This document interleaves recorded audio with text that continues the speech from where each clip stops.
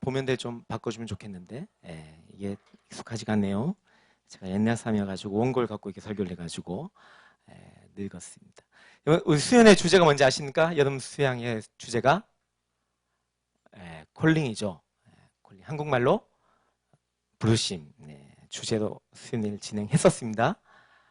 불과 지지난달의 얘기입니다. 참 좋았습니다. 제 생각에는 이관영 목사님 말씀도 좋았고 권호 목사님 말씀도 좋았고 너무너무 좋았는데,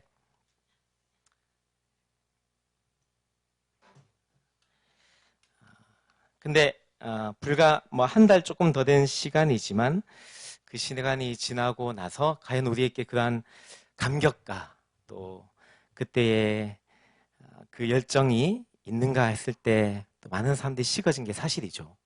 그렇지 않습니까? 저 혼자 그런데.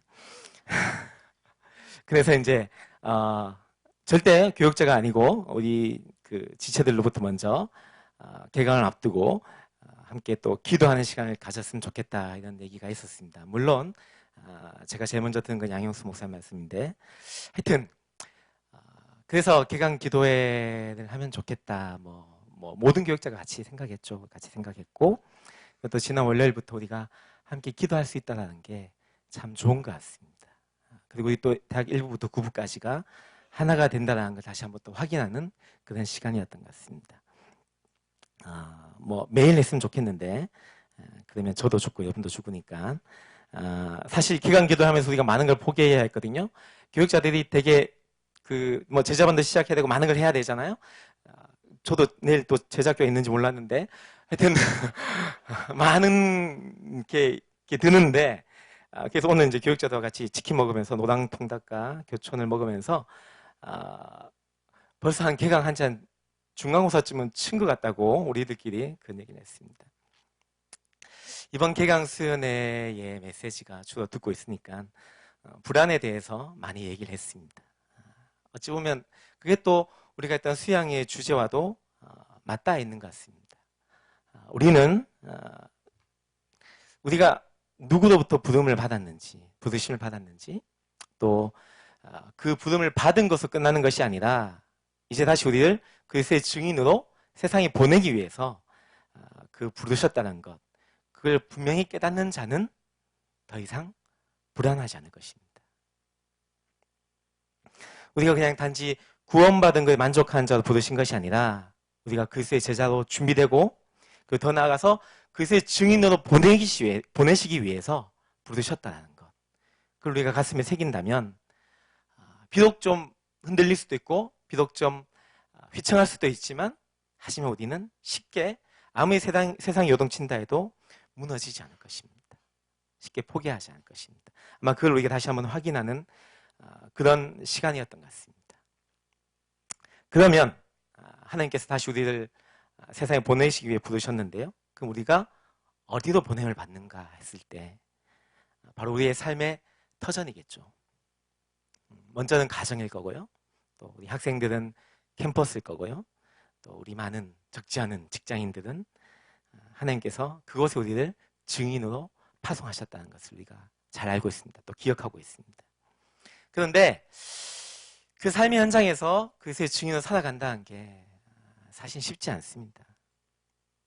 증인은커녕 교회 다닌다는 말도 한번 잘 못하고 살아가는 게 우리의 솔직한 모습입니다. 믿지 않는 부모님께 내가 예수 그리스도를 만나고 변화된 모습으로 감동을 주는 그런 사람이 많지 않습니다. 또 캠퍼스에서 그냥 캠퍼스는 요즘 그냥 제가 볼 때는 좋은 직장을 가기 위해 그냥 거쳐가는 하나의 징검다리가 그런 수준이 되어버리지 않았는가, 그런 생각을 많이 합니다. 옆에 있는 친구들이 과 친구들이 친구가 아니라 그냥 오직 살벌한 그 경쟁 사회에서 밟고 일어서야 될 경쟁자로밖에 보이지 않는 그런 캠퍼스가 아닌가 생각합니다. 꿈에 그리던 직장을 들어갔습니다. 근데 그 기쁨도 잠시뿐이고요. 정말 어떨 때는 상식적이지 않은 일들이 막 비일비재하게 일어나는 그런 일들이 있는 곳이 바로 그 직장이고, 또 그 거대한 조직의 하나의 소모품처럼 전락해버린 것 같은 그런 절망감이 금세 나를 사로잡는 게 그것이 우리 현실입니다. 저희 부산 간사님은 스카웃이 되어가지고 부푼 꿈을 안고 회사에 들어갔습니다. 다른 회사에 갔습니다. 저하고 계속 이제 기도 제목 나누면서 그렇게 얘기했습니다. 제가 볼 때 잘 갔어요. 왜냐하면 돈도 많이 주고 더 알아주고 해가지고 간 것보다는 그 자매가 제가 어떤 자매인지 아니까 하나님을 더 잘 섬길 수 있어서 그것을 옮겼습니다. 근데 한 달 만에 자기 스카웃 한 분이 회사를 옮기려고 하고 있습니다. 그죠? 연락이 왔습니다. 그래서 또 이제 그 제목을 나누고 있는데, 저는 물론 그 자매가 그런 얘기를 할 때마다 뭐 흔들림 없이 갈 거라고 생각은 하는데, 하지만 마음에 많은 어려움이 있겠죠. 저한테 그 얘기를 꺼내기까지 저는 많은 어려움이 있었겠습니까?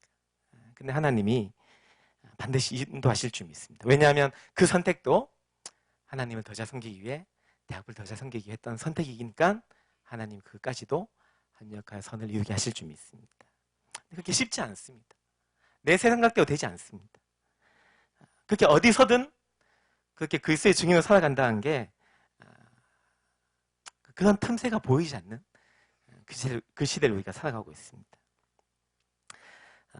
실제로 대학부를 졸업한 많은 여러분의 선배들이 대학부에서 함께 꿈꾸고 찬양하고 기도했던 삶에서 불과 대학부를 떠나서 얼마 되지 않은 시간 동안 거기와 너무 동떨어진 그냥 하루하루를 연명해가는 그런 사람들이 많이 있습니다. 많이 보게 됩니다.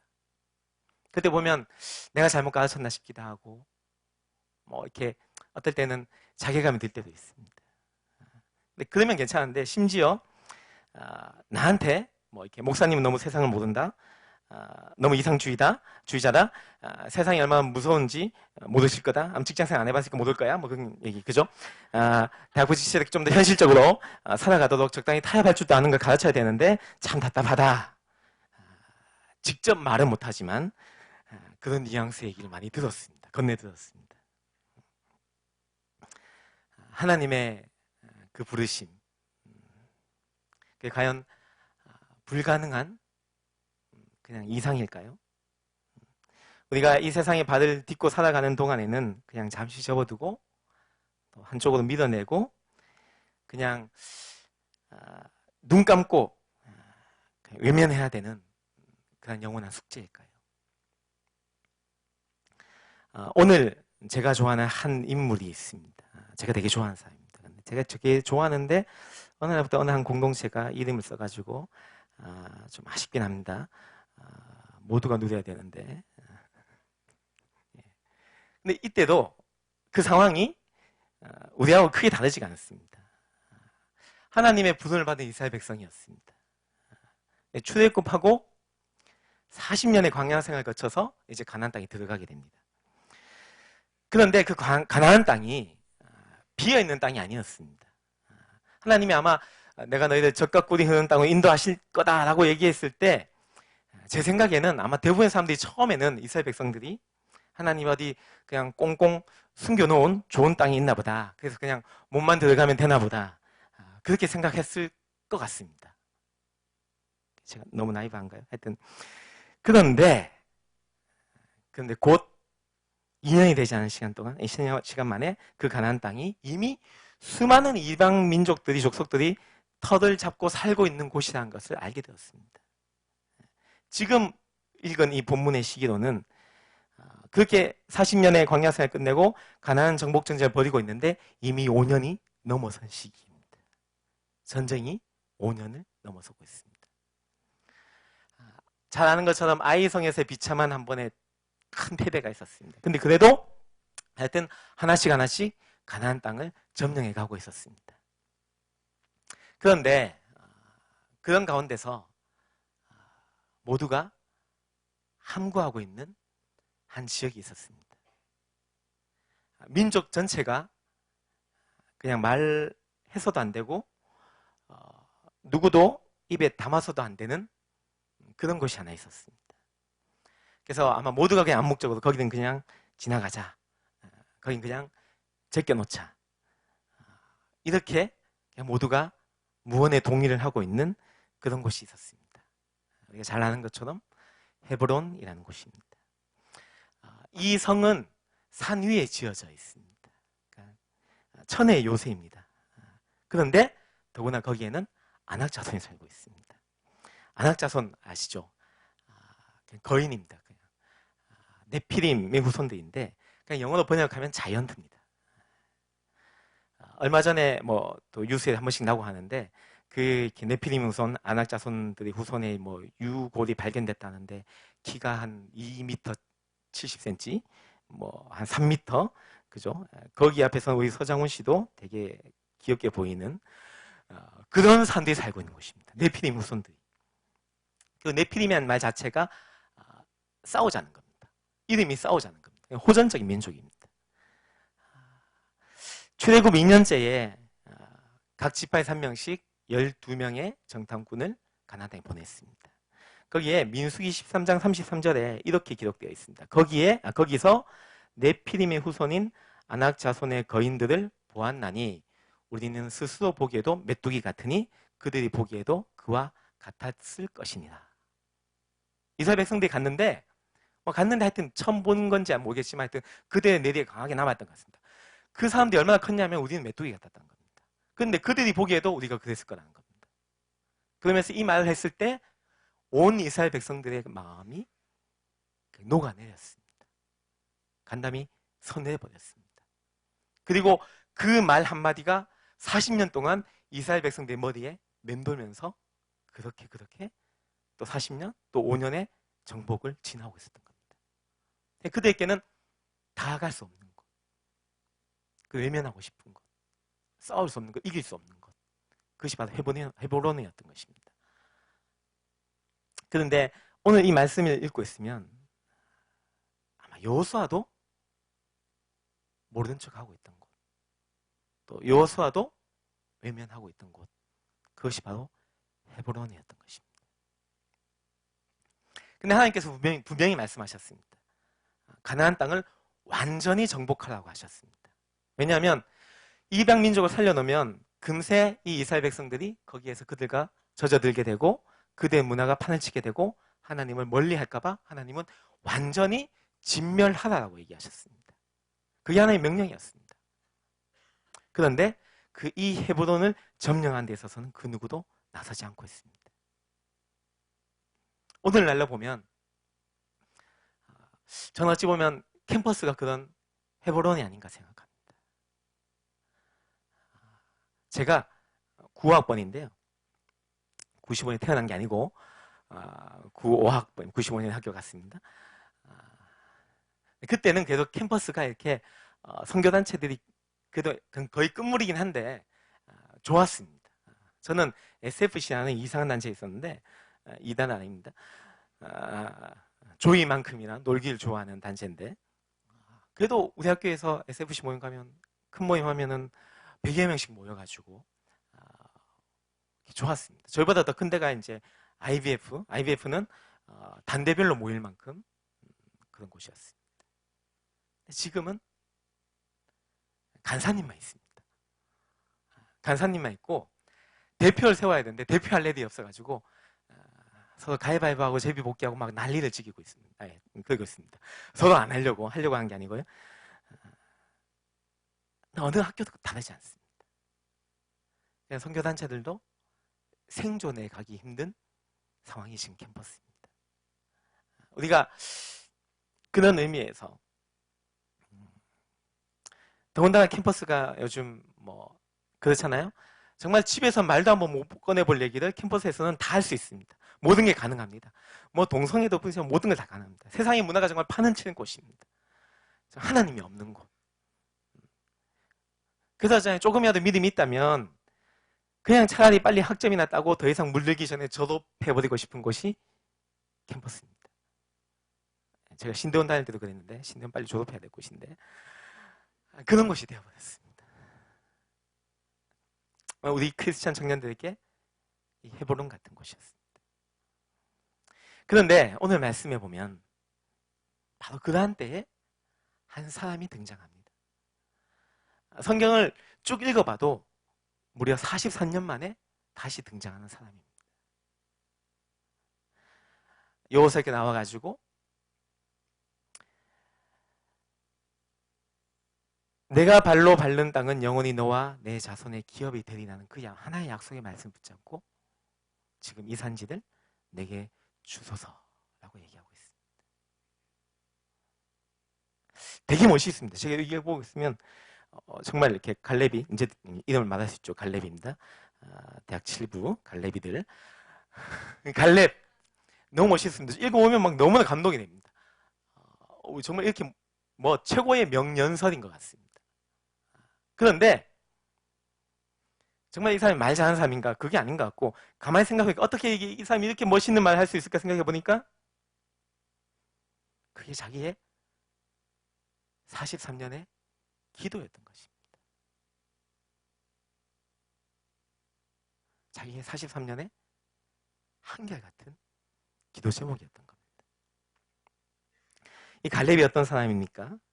6절에 보면 그런 얘기가 나옵니다. 그니스 사람 여분네의 아들 갈렙이라고 나옵니다. 또 14절에도 헤브론이 그니스 사람 여분네의 아들 갈렙의 기업이 되어 라고 나옵니다. 그니스라는 말이 있는데요. 그니스 사람, 그러니까 그니스 족속이라는 겁니다. 그나스라고 하기도 하는데, 그 얘기는 뭐냐 하면 이 그니스 족속이라는 것은 에돔 족속입니다. 에돔이 뭐냐 하면 결국 에서의 후예입니다. 에서의 후예는 누구냐면 에서와 쌍둥이 누가 있죠? 야곱이 있습니다. 야곱이 나중에 이스라엘이 되죠. 그러면 에서는, 에돔 족속은 뭐냐? 이방인입니다. 이방인입니다. 갈렙이. 근데 어느 날 하여튼 그도 하나님을 알게 되고 하나님을 섬기면서 이스라엘 족속으로 편입이 된 것 같습니다. 근데 더 놀라운 것은 그가 74,600명이나 되는 유다 자손의 대표가 되었다는 겁니다. 그 대표도 정탐꾼이 되어서 그가 가나안 땅 정탐했다는 겁니다. 그 얘기는 뭡니까? 우리 유다 지파 잘 알잖아요. 장자 지파잖아요. 거기에서 그가 족장이 되었다는 건, 거기서 그가 지도자가 되었다는 건 그 삶 자체가 모두에게 입증되었다는 겁니다. 아니, 하나님이 인정하신 삶이라는 겁니다. 그렇기 때문에 갈렙이 그니스 사람 여분네 아들이란 것은 우리 그에게는 또 다른 훈자인 것입니다. 그냥 요즘 많은 사람들이 말로는 많이 하죠. 말로는요, 여러분, 누가 누구를 여기 세워놔도 우리 뭐 리더가 아니라도 누구를 세워놔도 한 30분 여기서 말할 수 있습니다. 진짜입니다. 우리 지난주에 졸업식 때도 그랬습니다. 그랬는데 말로는 많은 사람들이 할 수 있습니다. 근데 요즘 삶으로는요, 행동으로는요, 내가 하나님의 자녀라는 걸 드러내보는 사람이 많지 않습니다. 근데 갈렙은요, 그는 말한 게 여기서 처음입니다. 그의 삶으로 그가 하나님 어떻게 섬겼는지를 보여준 사람인 것입니다. 그 그니스 사람 여분네의 아들 갈렙. 근데 그가 어떻게 그렇게 인정받을 수 있었냐 했을 때 7절에 나와 있습니다. 7절 보면요, 마지막에 내가 성실한 마음으로 그에게 보고하였고 라는 말이 나옵니다. 내가 성실한 마음으로 그에게 보고하였다는 겁니다. 그가 정탐꾼이 되어서 돌아왔을 때 10명의 정탐꾼은 우리는 메뚜기 같다고 얘기했지만, 하지만 그는 시선이 달랐다는 겁니다. 이 성실하다는 건 진실하다는 겁니다. 그 진실하다는 건 뭡니까? 누구에게요? 하나님 앞에 그는 진실했다는 겁니다. 사람의 눈이 아니라 하나님 보시기에 그는 진실하게 보고했다는 겁니다. 왜? 하나님이 약속하신 땅이기 때문에. 이방인이었던 갈렙이 유다 지파의 지도자가 될 수 있었던 것은 그는 사람의 눈치를 보지 않았다는 겁니다. 여러분, 12명이 있습니다. 근데 한 명 한 명 얘기하는데 다 부정적입니다. 근데 내 차례가 되었습니다. 나 혼자 다르다고 얘기할 수 있을까요? 그럴 수 없습니다. 근데 이 갈렙은 달랐다는 겁니다. 하나님 앞에 성실하게, 진실하게 그는 항상 삶을 살아왔기 때문에 여기에서도 그는 흔들리지 않았던 겁니다. 여러분, 사람을 속이는 건 쉽습니다. 사람을 속이는 건 쉽습니다. 한두 명 쉽게 속일 수 있습니다. 그런데 그는 알았습니다. 하나님을 속이는 것은 불가능하다는 것을 그는 알았던 겁니다. 그래서 그는 그가 맡은 자리에서 한결같이 충성할 수 있었던 것입니다. 이 본문이 메시지 성경을 읽어보니까 이렇게 기록되어 있더라고요. 나와 함께 갔던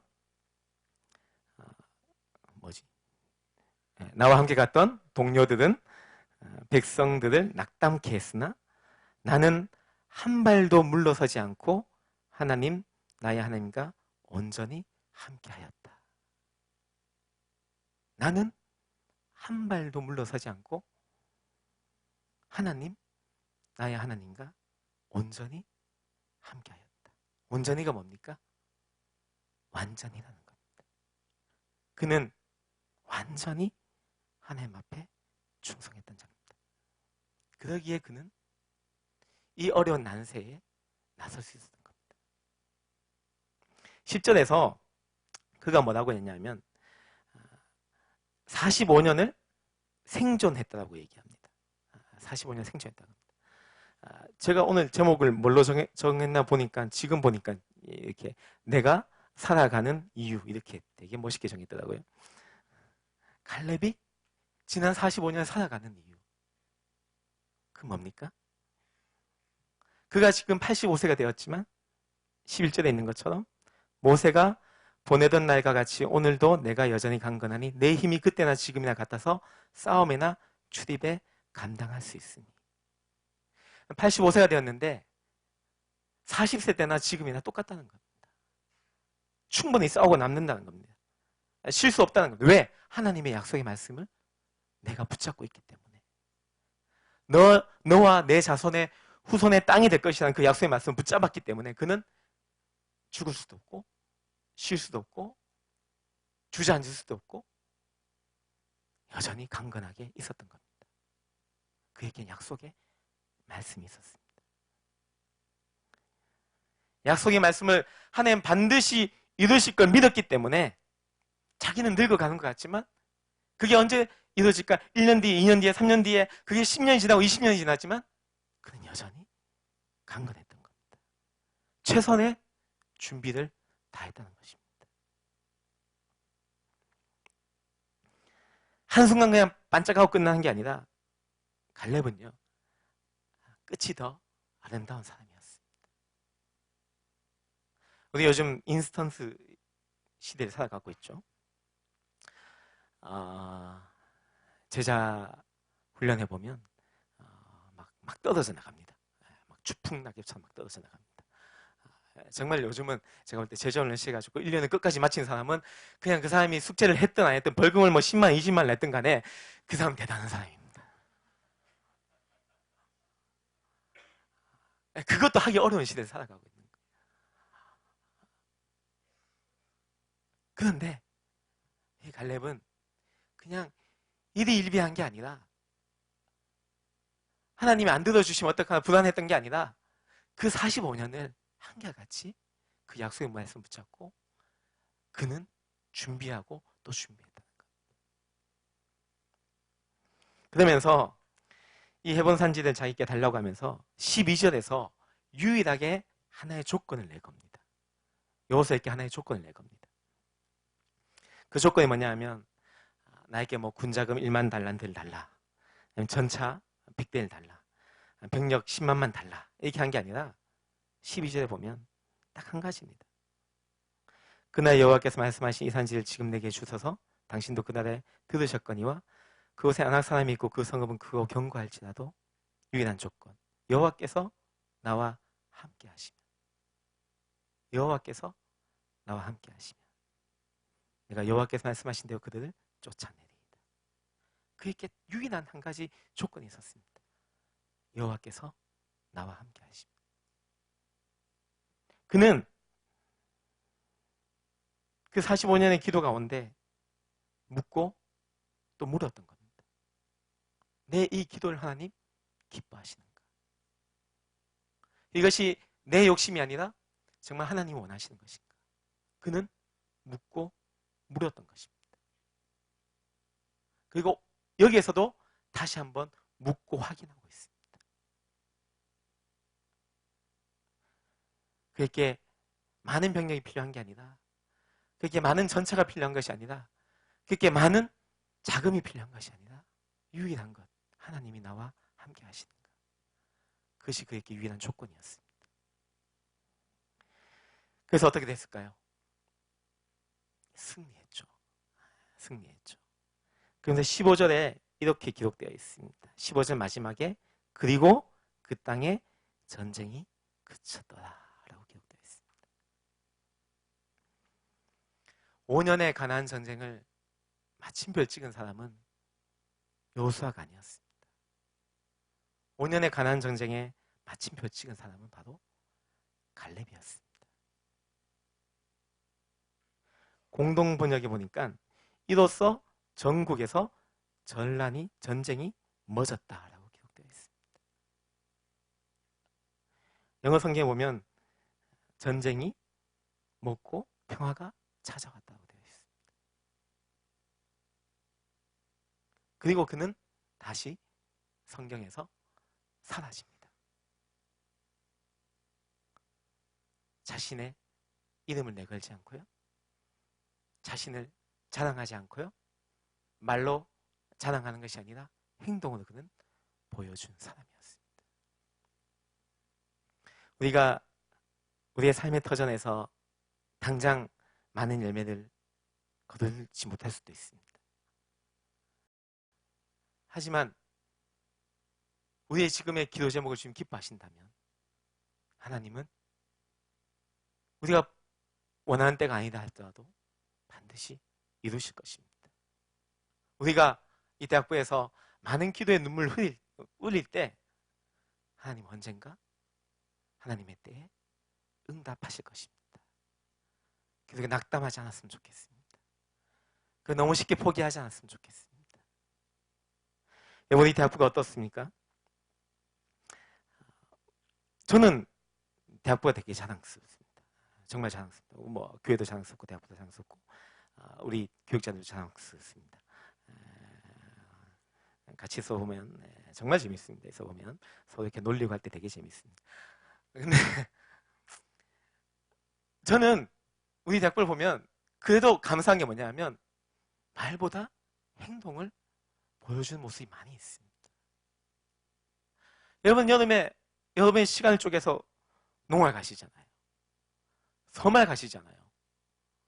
버스 7시간, 8시간 타고 다시 배 타고 들어가가지고 그 뭐하러 가는 겁니까? 그리고 뭐 당장 열매가 있습니까? 열매가 있더라고요. 대학 3부가 화천은 농활 가지 않습니까? 15년 만에 처음 한 가정 예수 믿고 돌아왔습니다. 그분이 개 식육 사역하시는 분이신데 은혜 받으시고 저희한테 개 한 마리를 내놓으셨습니다. 정말 잔치를 벌였습니다. 단기 선교 많이 가지 않습니까? 뭐 200만 원까지 들여가지고 가서 할 게 뭐가 있습니까? 근데 가잖아요. 여러분, 미얀마에 구하원 세운 거 아십니까? 누가 세웠습니까? 여러분이 세우셨잖아요. 이번에 인도팀 미얀마한테 갔다 오지 않았습니까? 지금 다 지어졌습니다, 벌써. 여러분이 금식해가지고, 한 끼 금식해가지고, 커피 한 잔 아껴가지고 금식한 걸로 거기 고아원이 세워졌습니다. 30명의 아이들이 너무 행복하게 가정을 만났습니다. 제가 저기 김생 목사님한테 듣고 깜짝 놀랐는데 여러분입니다. 여러분. 누가 아니고 여러분입니다. 여러분이 섬겨가지고 그저 미혼모 10명이 11명이 시험 봐가지고 10명이 검정고시에 됐다고 합니다. 한 명은 열심히 안 했대요. 하여튼 누가요? 여러분이 섬겨가지고. 여러분, 매주마다 주일날 우리 대학부 집회가 4시 10분에 있는데 아침부터 모여가지고 많은 지체들이 군대 가고 있습니다. 군대. 입대하는 게 아니고요. 가가지고 말씀을 가르치고 나눠주고 있습니다. 너무 잘 돼서 걱정이긴 한데 우리 호세 목사님 요즘 어깨에 힘이 잔뜩 들어갔는데 그러다가 그 사람들이 그러면 제대하고 다 우리 교회 나옵니까? 아니잖아요. 나올 수도 있죠. 그런데 그렇게 우리가 사역하는 게 아니잖아요. 그들이 그들 고향에 돌아가서 교회를 정하고 신앙생활을 하지 않습니까? 우리는 씨를 뿌리는 겁니다. 그 외에도 많은 팀들이 있습니다. 묵묵하게 하는 많은 팀들이 있습니다. 저는 하나님이 우리의 말보다 우리의 그 삶을 기뻐하시는 믿습니다.